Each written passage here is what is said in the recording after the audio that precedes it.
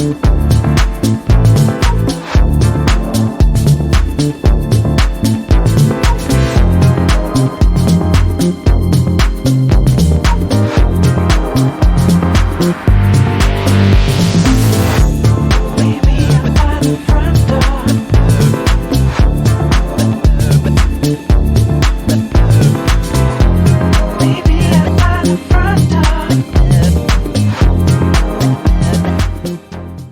morning, good afternoon, and good evening. For those of you around the world listening in here at the 500 Doors Real Estate Podcast, I'm Kim Hayden, your host. And first, I want to say thank you. I want to thank you for sharing your number one most valuable resource. It's totally non-renewable, your time. This is important, and you're taking your time to share it here. And I promise you today, we've got a master Jedi on the show today. Somebody who lives and breathes real estate and has done it for a long time. So seen a lot of trends and shifts, has seen high markets and low markets. And who better to have on the show here at 500 Doors Real Estate than somebody who knows how to weather whatever market we encounter. John Mayfield received his real estate license in 1978 at the age of 18. John has been a practicing broker since 1981 and has owned and operated as many as 3 offices in Southeast Missouri during his real estate career. John has spoken to thousands of real estate professionals in over 25 countries throughout his speaking career. He is the author of 8 books and creator of the 5-minute series for real estate agents. John lives and breathes real estate and is the current Missouri Realtor President. Let's welcome John into the studio, which is as easy as clicking a button. You gotta love technology. Not like when you started real estate, eh, John?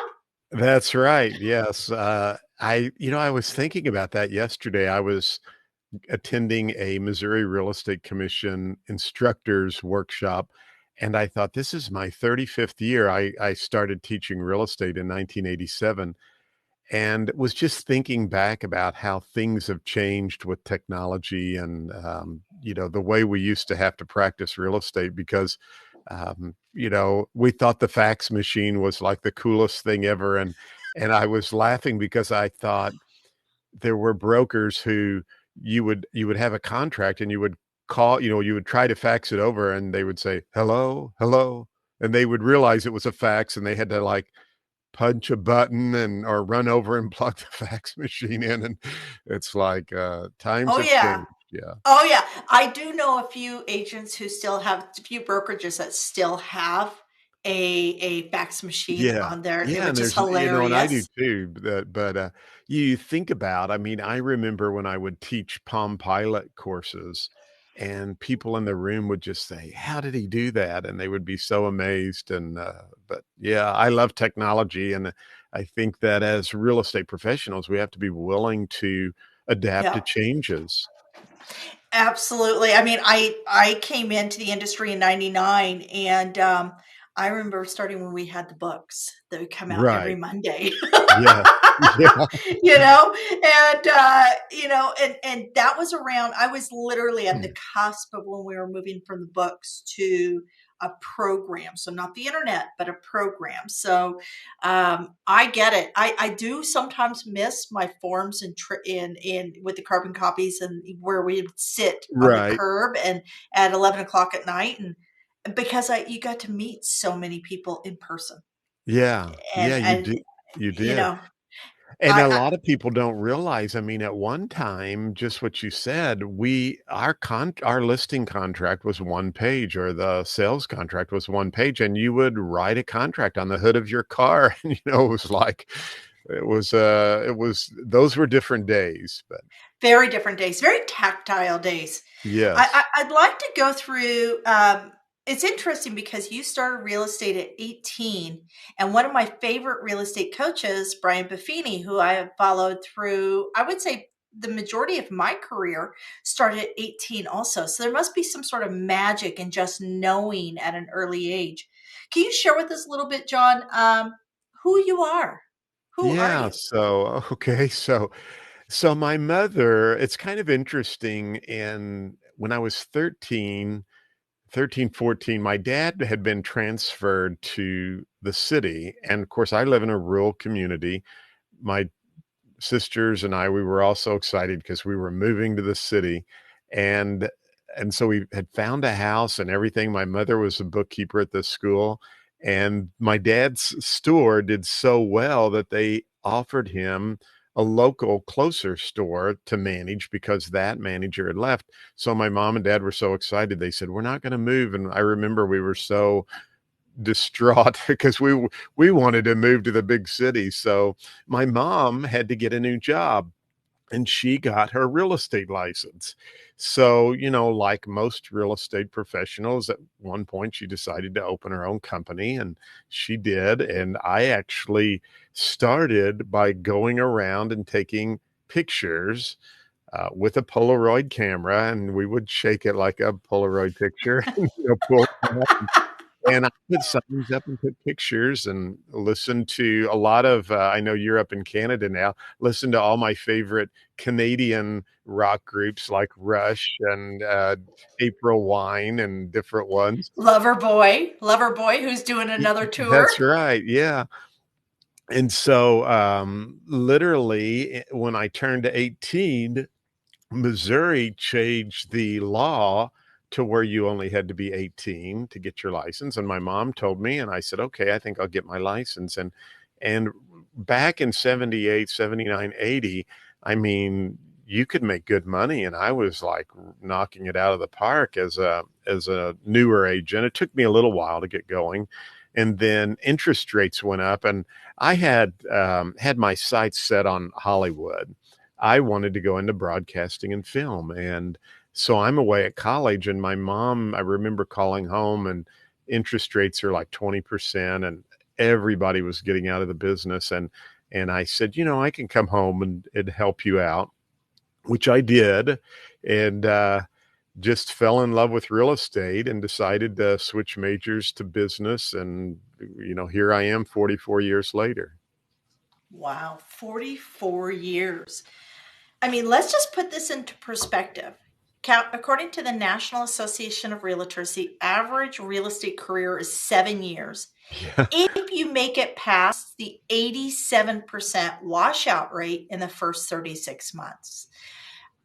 So 44 years, I mean, that's legendary. Let's I would love to dive into a little bit of what you do, because we know that you have a school, you are a professional speaker, you are a published author multiple times, and you are now the president of the Missouri Real Estate Association, correct?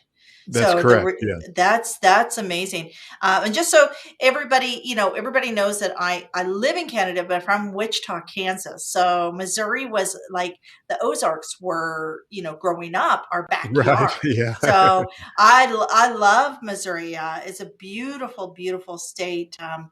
I think there is it Missouri where there's actually Uranus, Missouri, There is. Yes, I'll be and they have driving a by big it this fudge week. Yeah, off factory. off 44. That's right. Sorry, I saw Yeah, somebody. I so digress. That's I so could tell. childish I of me. The yeah, best fudge comes from Uranus, Missouri. Is I yeah. saw somebody's T-shirt, and it's like, okay. I So think, there's a story behind why the owner put that story in. Think he was mad at the city for that they is had expand hilarious. anyway, we won't go into that, but, But that is yeah, hilarious.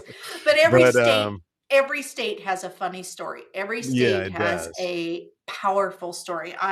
That's the beauty of the United States is, and actually every country. If you truly look for the beauty and the brilliance within the spaces that we live, it's there. Yeah, it It's is. there. It's So what's funny, and I've been very blessed, and thank you for those kind comments. A lot of what's happened to me has been hard work, and I'm very a self motivator, which I think you have to be in good in real estate. You have to just figure things out. Don't sit back and wait. I had Kim on our Missouri Realtors podcast, found her book on Amazon, read some great things, and then listened to your podcast. And I reached out to her, and you were so gracious to come on our podcast. And to me, you gave such valuable content to the listeners about how to grow your real estate business. And what was interesting is I did the same things you did. I just got out and I didn't knock on doors, and I loved how you said that because I always refer to it as knocking on doors, but all I did was like go up and put a door hanger on and then try to walk as fast as I could away from the house. So, but people would call me 6 months later and say, I would go out and there would be this wrinkled door hanger that was on that they had and would end up listing their home and then making a friend and doing business with their family members and friends and so forth. But one of the things you were talking about Missouri, and it's interesting that I have been very blessed to travel, and that's kind of a whole nother story. But when I go speak in some of these countries, I try to tell them I'm south of St. Louis and near the Mississippi River and south of Chicago. And then they all say, are you close to Branson? So they all know where Branson, Missouri is. And I remind the Branson, Missouri folks that you've got a real gem because people all over the world know where you're at. And of course, now jokingly, people want to know if I'm near Ozark, where the Ozark. Yeah. Uh, Which we have to clarify was not filmed that's in right. Missouri. It was Yeah, actually filmed in Atlanta predominantly, so that's south of right. Atlanta. Um, Missouri, just so everybody knows, if you are driving and you want to go to, I think, one of the best tourist centers. Missouri has one of the best tourist centers and one of the nicest group of people. It was a beautiful tourist center. I just actually did a trip 900 kilometers round trip with my husband in our new car. We had just picked up this Buick, a new Buick, because that's what all us old people drive is a Buick because they're reliable and they're cost effective. So we drove literally from Calgary to Atlanta and ended up going through Missouri and found their tourist center, awesome tourist center. But Missouri's rich, like it is rich in history. There's some really crazy cool stuff that's happened in Missouri. Yeah, Let's so you went very close to where I live. Probably went down through if you went down through Missouri or part of Illinois. So I'm Yep. close to the Mississippi River. Yeah, we actually crossed the Mississippi River. So, which wasn't, it was more brown than a blue, just saying. The Mississippi is, that's why they call it the muddy Mississippi. Like That's when you right. witness it first time, you go, oh, okay. Um, let's go But through. people probably think that, oh, they hear all of these things that I've done and sometimes I look back and I kind of have those it's a wonderful life moments where I'm, sitting on the bridge looking down thinking what have I done in my life? You get discouraged and have one of those moments and it's like I have had some challenges. One of the things that you mentioned that I've spoken in 25 countries. Well, what people don't realize is just before that, in 2006, right before the downturn, I sold my real estate company to go to work for a bank.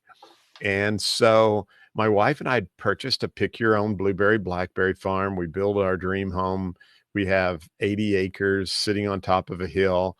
People come out, pick blueberries once a year. So I sold my company. I'm living the dream, build our dream home. I'm going to work for the bank. And in a matter of a couple of months, we had a late spring freeze, lost our entire crop, thought I had crop insurance until the insurance adjuster came out and said, no, if you look on this page, you Mm-hmm. haven't owned the farm for 5 consecutive years, so we can only give you $4,000. And then I go into work, Kim, and the bank I went to work for was on this thing called the watch list. And I ended up unemployed with a non-compete clause and no crop, and I'm $1 million in debt. And that's when I do my Steve Martin. Hey kids, we're having fun now. So anyway, but That's when you wish the arrow was real, yeah, not but just my a wife and headband. I my wife and I literally sold everything we had, and we moved into a two-bedroom apartment in LA, Lower Arnold, Missouri, and that gets a great laugh when I teach in St. Louis, but literally had to start over. And I was At what age speaking was at that? a yeah. What was What that? age? What age was that? That would have been when I was 50. That was in 2007, so I'd have been 57. 57. Okay. Yeah. And I think this is important for us to track here because here's the reality. We are facing hard times. There are Mhm. going to be hard times, and our clients are going to be facing hard times. So to know that an incredible this man with honestly, John, you resonate with me because I can tell that you care, genuinely care about the Well, thank human you. element. And to know that he started over at 57 in a two-bedroom apartment with his wife, this is important, folks. So take us Yeah, from there, John. This is I want to hear all about this because so I tell this story when I speak today. I remember that when my wife, and remember at that moment, Kim, when we're like, okay, we have no crop. I just lost my job and I signed this non-compete. And by the way, in 2007, the real estate market was just crashing. And so that's all I knew what to do was sell real estate. That's all I'd ever done. If you know that I got my license when I was 18. So we started selling stuff. And I remember one Sunday night, we had this beautiful sunset on the farm, and these people came out and they were buying stuff. And I remember them driving off with this trailer load of stuff. And I just broke down and cried there on the farm. And then I said, John Mayfield, it's just stuff. You can replace stuff. And if really from that point, I'm not saying I didn't have another pity party, but from that point, I knew that, okay, I just have to get back in the game and get back up and figure out how to survive. I I started doing go-to webinars back then because, in fact, I got in with go-to webinar at such an early point. My subscription was like $40 a month for 10,000 members, and later they raised that fee to a huge price. But I started yep, just using my skills and trying to sell real estate and do what I could to survive. And I remembered, so I started speaking a lot more, and I was speaking at a conference on technology, and I was talking about technology in 2008. You have to remember, a lot of people still don't get technology today, but back then there were a lot of brokers and agents, and I just felt like a comedian who was just dying on my feet. I thought, these people don't like me. They hate what I'm talking about. I'm sweating, and I just kept saying, John, keep your energy up and finish strong. And so I finished the presentation, and all these people wanted to get in line and talk to me. And the first gentleman in line said, I'm bringing you to France to speak. And I laughed and said, can I bring my wife? And he said, yes, yes. And Kim, he called me 2 weeks later and asked and we're in an apartment in South St. Louis.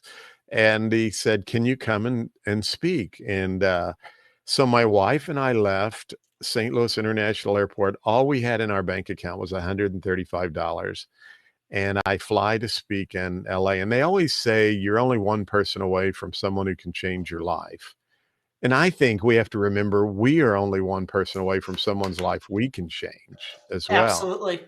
And so I go over there and speak, and they fell in love with me and asked me to speak in Paris. And then I was asked to speak in Cyprus and then Russia. And that's what led. But the really cool thing is, by not giving up and by believing that, to get back in the game, this gentleman, he had no idea about what was going on in my life. He called me, and he knew I liked technology, and he said, would you want to come to France and live and help me in my real estate office? And my wife and I are like, well, we're not doing a whole lot here, so we packed up and moved to the south of France. And I always say, I think God has a real good sense of humor, because there I was, probably as broke as I've ever been in my life, and I'm living in the most richest part of the world on the French Riviera with an apartment looking at the Mediterranean Sea. So that's kind of how I ended up speaking in 25 countries. And I don't tell that story to brag. I just want people to know that we all have hard times and we all have challenges. But if you remain strong and faithful and just roll your sleeves up and keep trying to do what skills you have and what you're good at, you'll come out on the other end okay. And so that's why I am president this year, because I was actually running for president back in 2008. The bank was going to let me be involved with the Realtor Association. And when I was in all of the heat of the battle, I just pulled out of the race because I thought, Yeah. I can't do this now.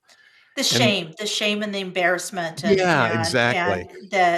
just the emotional overload, right? You're right, Because but it was running a cool to think that here I am, in 59, 60, and my association, the members are like, "We want you to be our president," and voted me in. So, I've just I don't want people I want people to know I've had challenges, but I want them to know you can't focus on those. You just have to, pick up and keep going. So that's kinda John Mayfield in a nutshell. that and that you know what? It's so inspiring because the pandemic has I mean, we've had It the has. pandemic and now we are going I mean, the world is on Right, fire. I mean, like if it's like a dumpster fire right now. There's so much going on. There's you can't go onto the internet or into the news without being inundated with something that scares you. So you right, have to create the space yourself of safety. You have right. to. And I believe as real estate agents. So I love the fact that you're on the technology side, yet we can still talk, right? Because I'm very slow to adopt technology. I'm not, I call it tech intuitive. I'm not a tech intuitive. I can learn it, but it's like Right. somebody beating me over the head Yeah. with it, right? Whereas I'm people intuitive. I'm community intuitive, and we all have our strengths, and it's the willingness to learn the things that are not comfortable. So it's like that eat the frog first, right? Right. um what are so I'd love from because you're like I said, you're the master Jedi here. I would love if an agent right now is sitting here listening to this or listens to this on the podcast when it launches just before Christmas, so just in time to launch your new year in the right way. What is an actionable step that an agent can take that could help lead to solid returns and solid gains? And folks, I'm not talking about listen to this and you'll make $1 million next year. Right. I'm Yeah. talking about real. I'm in the real world. I am not here selling anybody magic beans. I believe that most of us are in the real world. And quite frankly, $250,000 a year, which is attainable through real estate sales as a real estate agent, even in down markets by good agents. That is a good life if you manage it and everything goes in your way and it teaches you great lessons. What is something, give me one actionable step that an agent can wake up tomorrow and start implementing? Yeah, so I listened to this podcast yesterday driving to Jefferson City, and I thought to myself, and it was an old podcast. It was probably 12, 14 years ago. It's a Dan Kennedy. I don't know. Dan has been an online marketer and copywriter, very successful.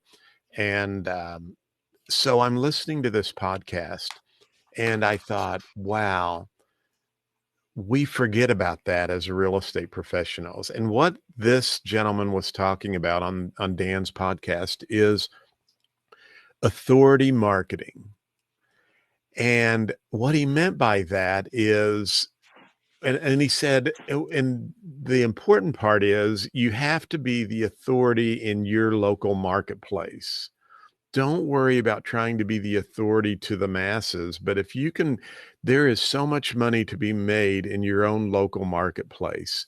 And so when he talked about authority marketing, and it's funny because he said there's a lot of agents that even if you're a new agent, you might think, "Oh gosh, I'm not that, I don't have that much authority in real estate." And he made a statement that I thought was a a quote that I thought was so funny. He said, "In the land of the blind, the one-eyed man is king." And, a lot of Oh, times when I go out to speak on technology and I get nervous, I have to remind myself most of the people in the audience don't know a lot about technology. So what are you worried about? You're the expert here. But think about that as a real estate professional and as farming a neighborhood, going out and leaving door hangers. If you're providing valuable content to people about your local marketplace or about you or the real estate industry, you all of a sudden become the authority for that subdivision or for that local market.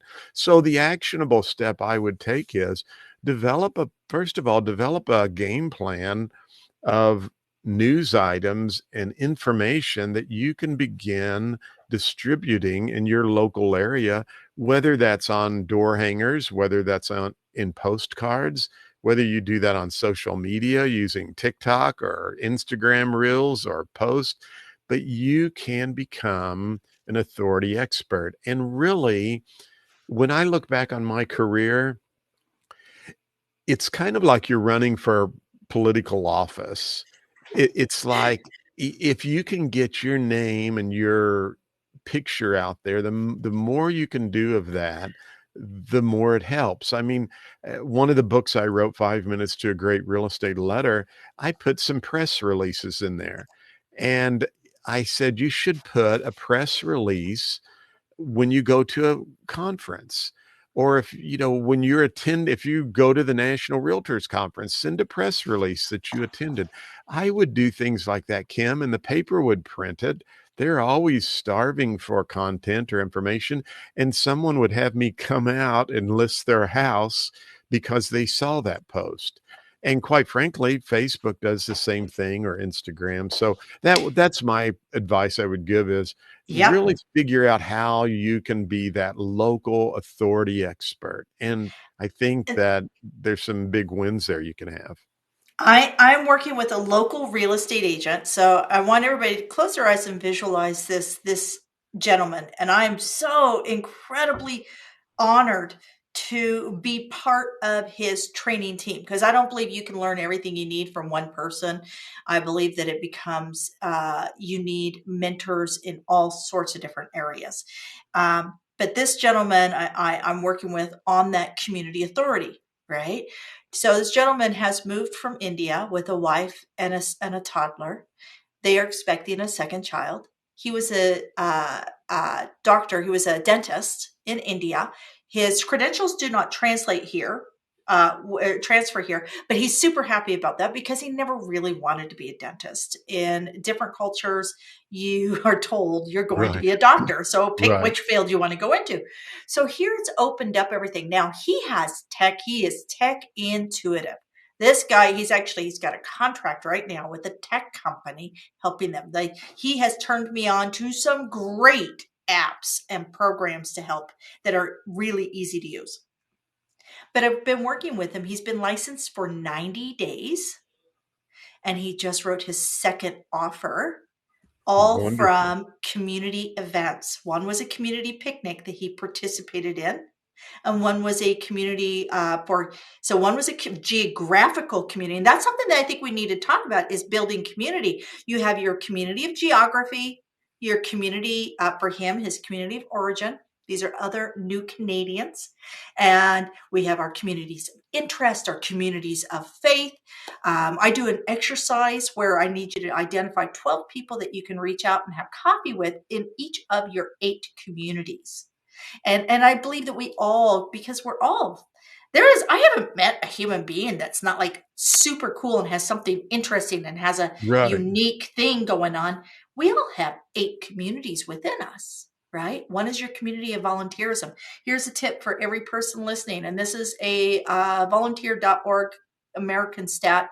27% of North Americans reportedly volunteer. 27%. So if you want to be in the 73% network, right? Mhm. Above, if you want to be above 73%, go out and volunteer. And I'm not saying walk in there and sell yourself as a real estate agent. Be the Bob Berg. Give, Right. give, give. Know, like, trust. Be part of Exactly. that community because people, most people, most people that we will encounter in our life do not own jets, do Right. not own 8 homes. They are building their financial legacy and security and what will take care of them in their old age through what they are asking you for your service in. So I love that the community thing, the authority thing, and you know what? In the land of the blind, the one-eyed man is king. That is brilliant, and I I'm thought that actually was so yeah, and, so don't say, "Well, I've only been in the business for a month." You went through a real estate school and you got your exam. You're the one-eyed you're the one-eyed man, so, or woman, and so, don't beat yourself up on that because a lot of people just don't know much about how our business operates and works, and I think that's why try to read and invest back. Try to read an article once a day and subscribe to listen to podcasts. I mean, when I listened to that podcast yesterday, I thought to myself, "Wow, that is so true." And it's kind of what we're trying to say is just be that authority. When you volunteer, when you give back, you'll always receive something back in return. I remember absolutely. volunteering at the food pantry, and I need to Mhm. get back and start helping them again, but I wanted to give back to the community, and I just wanted to I thought, well, actually, I think they mentioned at Sunday school they needed help moving some cans and things around. Well, yeah, I get there, and there's all these little old ladies that are there who are working. They can't move these big boxes. But little did I know, while we're waiting and handing out food, many of these little ladies who were working there told me they were getting ready to go into an apartment or a condo, and could I help sell their house? So, I Because mean, they I know, did. like, and trust you because you Yeah. value what they value, Yeah, and right? so I started doing more transactions from the food pantry, and I didn't that wasn't my intention of helping the No, food pantry, but it's just because of the giving back and the volunteering, and like you said, they get to know you, they like you, they trust you, and so there you go, you're earning business. absolutely. Well, and there's things around brand niche and um like group niche. I want to use the word tribe, but that's not a politically appropriate term. So please, nobody hate me on that. I just don't know a better term. If you do, John, that would be great. But you have these two different things. So we as real estate agents tend to work within that brand niche where we're vomiting real estate all over people, and we put out facts and stats and things that are very intuitive to us because that's the space that we stay within. Whereas when we go to our tribe niche, those are our spheres. So sphere niche, right? So we Right. have we have our our industry niche and our sphere niche. And if you're always trying to speak industry language to sphere language, you lose the market. But if you meet your Yeah. spheres on their level, you gain their trust. And this Right. is really important in a world where people look at things. You can superimpose now through technology somebody saying something. You don't know who to trust, you don't know what to trust. The world's gone a little crazy. Be the voice, be the authority that can be of service to your community, and they will know, like, and trust you. Right. That's exactly right. So speaking of community, share with me, because you've talked a lot about community and you've left Missouri and you've come back to Missouri. You talk about your mother and the communities she built through being ground level in people's homes. What is your definition and what does community mean to you, John? Yeah, that's a great question. Living in Nice, France, and being in an apartment, looking out at the Mediterranean Sea every day and traveling. I would get off work, and I told this story the other day to our Missouri realtors as my last little speech at our last fall conference, business conference, and I cried. So I'll try not to cry here. But I remember every day I'd get off work, I'd go by this little bakery and I'd get a baguette and I would give the gentleman €2 and he would keep the change. And I would walk down the street with the old buildings and go up to our apartment. And my wife and I would sit and have cheese and a baguette and look out at the Mediterranean Sea. And I remember one day, it was in January, and so it's about 6 o'clock, 7 o'clock, and back home, it would have been noon. And I remember looking on Facebook and seeing all of my friends at the winter business meetings for Missouri Realtors. And I remember sitting there thinking, um, I'll probably never have that opportunity again. And my wife said, "No, don't think that." And, you know, I think at that point, Kim, I realized community is really those people that we're around and we know. And even though it was so neat to live in Nice, France, there's just something cool about going to the grocery store and seeing people and talking to people uh, downtown when you go downtown. And so I miss that. Although last year I was in France, or this year I was in France in March for the MIPIM conference and with Missouri Realtors, and a lady was with me from Missouri, and we were on a side street of Nice after we'd eaten at a restaurant, walking back to our hotel. And a lady goes, "John Mayfield, John Mayfield," and Janet, the lady that was with me, she was the president last year. She was like, "That is so weird. Here we are in a foreign country and someone recognizes you on the street." But so I guess I have community in Nice as well now. And you do build that wherever you go. I guess that is kind of neat. But community is just, to me, it's your local area. And I love how you said that. I think sometimes we do have different communities. I have a community in the realtor organization, both on a state and a national, but I also have a community with people here in the Farmington area. But I'm telling you what, community is, you've got to stay active with your community, and you have to let people know that you're in real estate. Not that you want to shove it down their throat, but you don't want to hide your name badge, and you know you need to let people know. And there's ways you can do that. And so it's interesting. I went back, and when I was 50, 54, 55, went back and got my uh, master's degree. I think I told you I was 57. I think we went back and I said I was 57 when that happened, but I think I would have been 47 because in 2007, that's right, I was born in 1960. So I was 47 when I went through all of that. So just to bring our audience up to speed, which is still, that was a big Mhm. time in my life.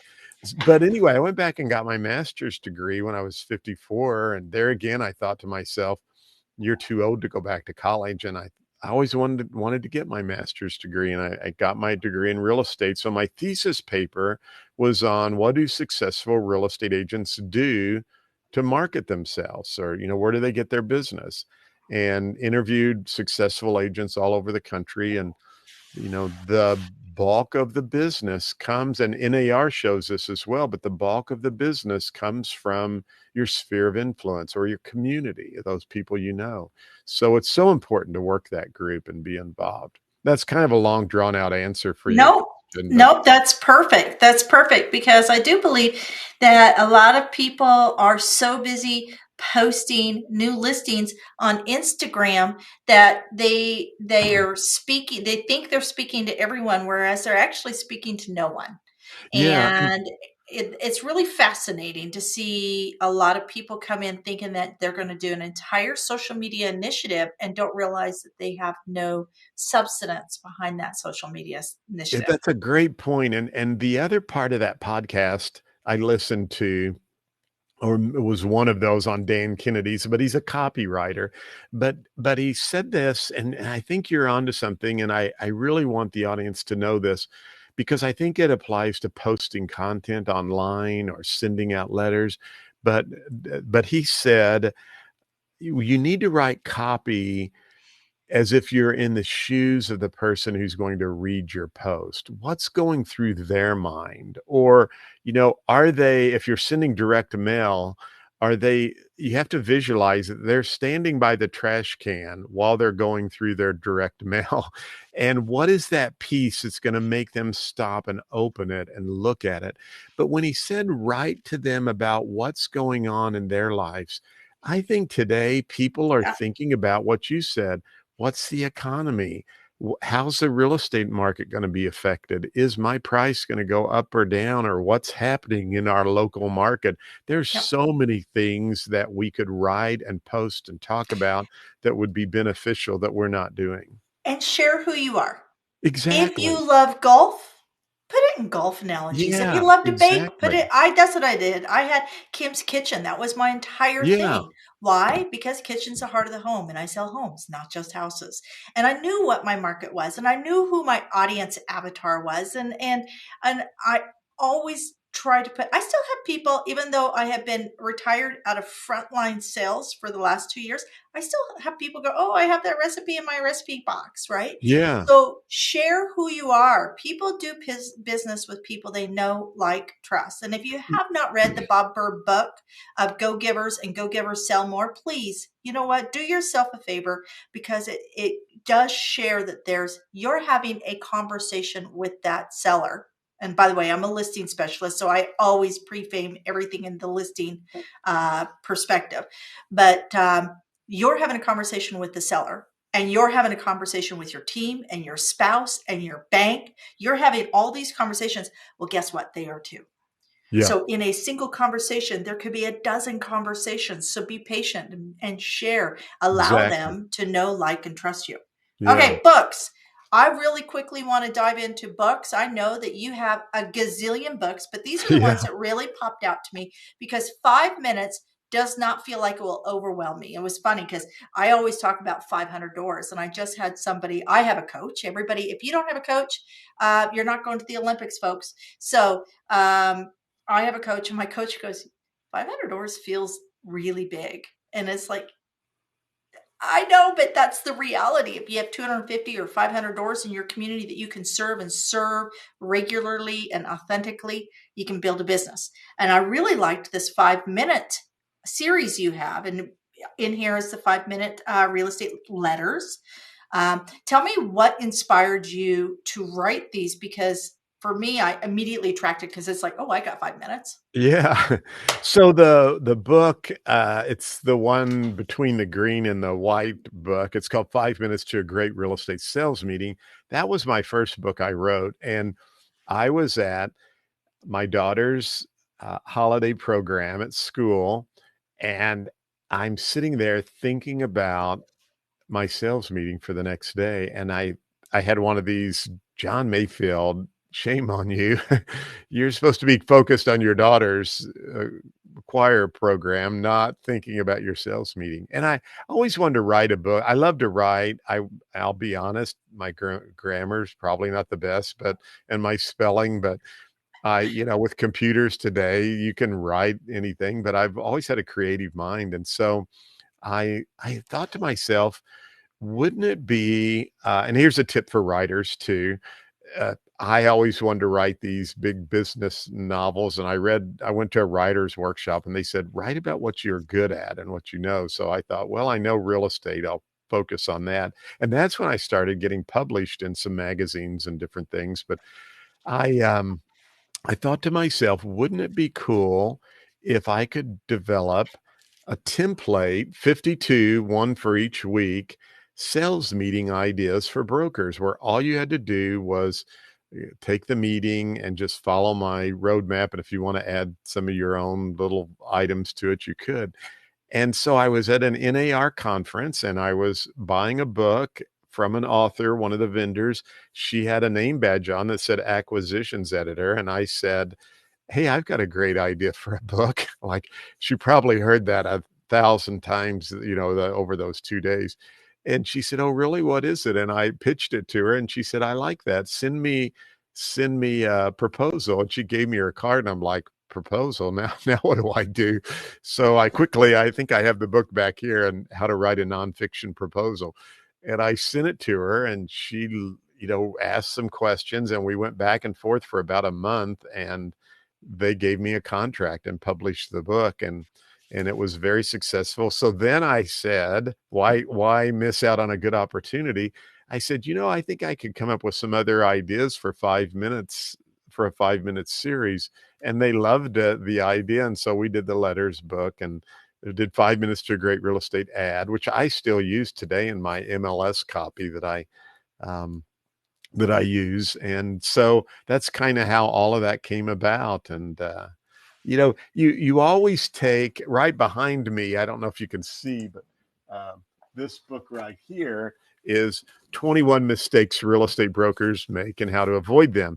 So when I sold my company and I'm unemployed and a non-compete clause, I'm in my truck and I'm like, if I could start my real estate office over again, what would I do differently? And lo and behold, I thought, well, that would be a good book. So that was a fun book to write. And I brought a co-author in just because I wanted a balance to make sure, but just to look back, if you could start your real estate career over, or if you could do something differently.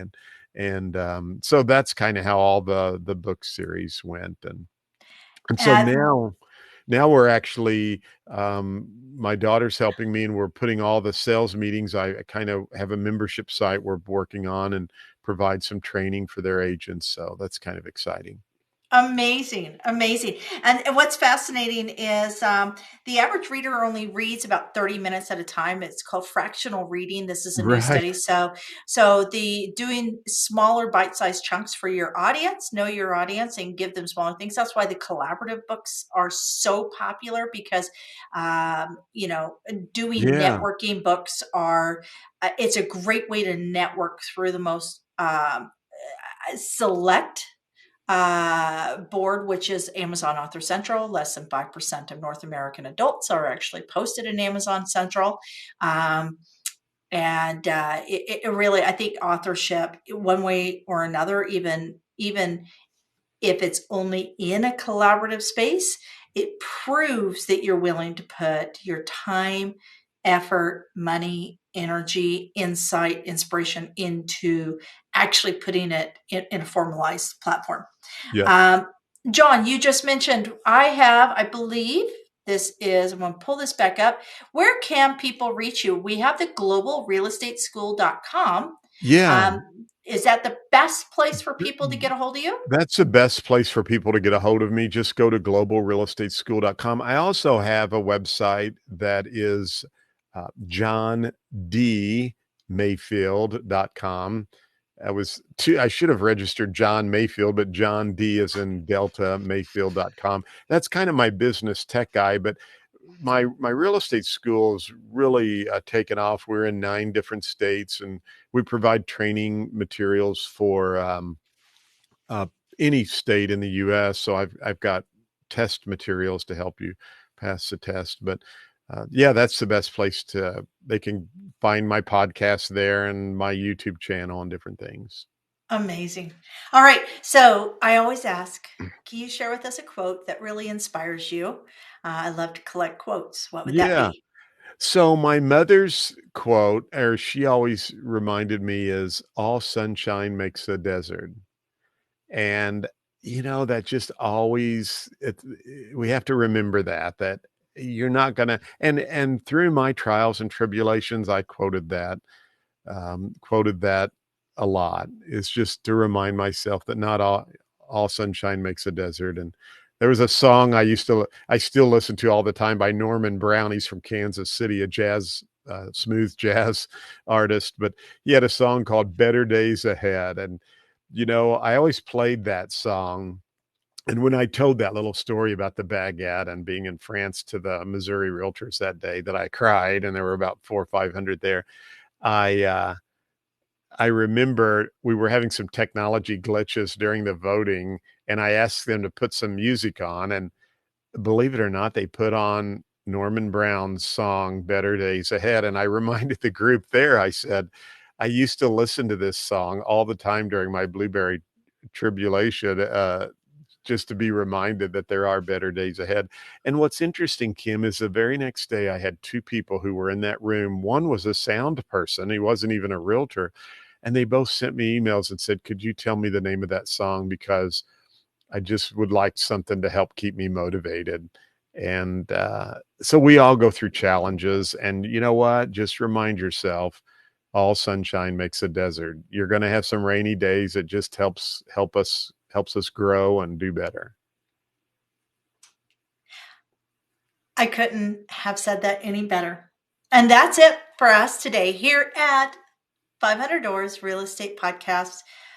Because behind every door is an opportunity, is a human being you can share, lead, and guide. And it gives you an opportunity to shine and be the best in the industry, the best in your community, the best human being you can be. We do have a Facebook group. I would love for all of you to come and join us at our Facebook group, and that is Real Estate Success with 500 Doors. And you're going to be seeing more of John and I work together because I absolutely love this guy. Like Well, thank you I, so I much. think Yeah. you are phenomenal, John. And guys, do check out John's podcast. We'll have all that information in the description in this podcast. And until next time, be kind to yourself and be kind to your community. I'm Kim Hayden, and this is 500 Doors Real Estate Podcast.